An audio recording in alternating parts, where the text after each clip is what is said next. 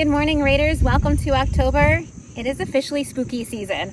All right, let's take a look at the National Weather Service maps and see what's going on out there today.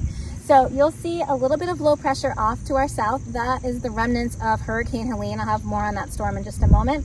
Off to the west, there's a cold front that will be pushing through, and that will finally swing those remnants off the coastline. We'll finally be done with Helene. After that, we have high pressure building in. That means cool, calm, and stable conditions for the end of our week. Now, we got into more sunshine on Monday than predicted, and we'll see that again in the forecast for your Tuesday, because we're right on the northern fringe of that storm. So if it drifts a little bit north, more clouds. If it drifts a little bit south, less clouds. So really kind of touchy there, tough forecast for sure.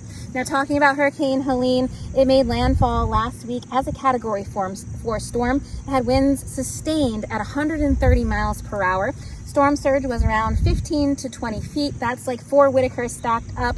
And that's all water that's getting pushed out away from the storm system. It's similar to a tsunami, which is caused by an earthquake, but this is different. The hurricane, the low pressure, forces the water out to the side.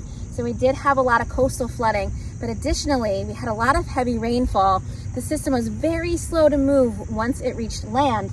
And with that stalled out system, places in the mountainous regions of North Carolina, for example, saw 30 inches of rain in a very short period of time. Now, that comes out to be just about 2.5 feet of water. And that doesn't just mean that the water comes up 2.5 feet. You have water running over the surface, collecting and building, and you get fast moving currents of water that can wash away entire towns, just like Chimney Rock and Asheville is also suffering with most of their bridges washed out. At the height of the storm, 4 million people were without power. Many are still without power.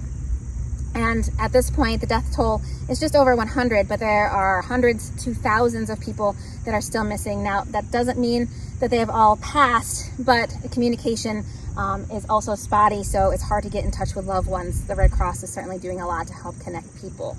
We're keeping an eye on the tropics. There is another system in the Caribbean Sea that could take a very similar path to Helene. We're hoping that's not the case, but it'll be something we definitely are keeping an eye on for the next week. All right, let's swing it back to Red Hook and see what we have going on here for your Tuesday through Saturday.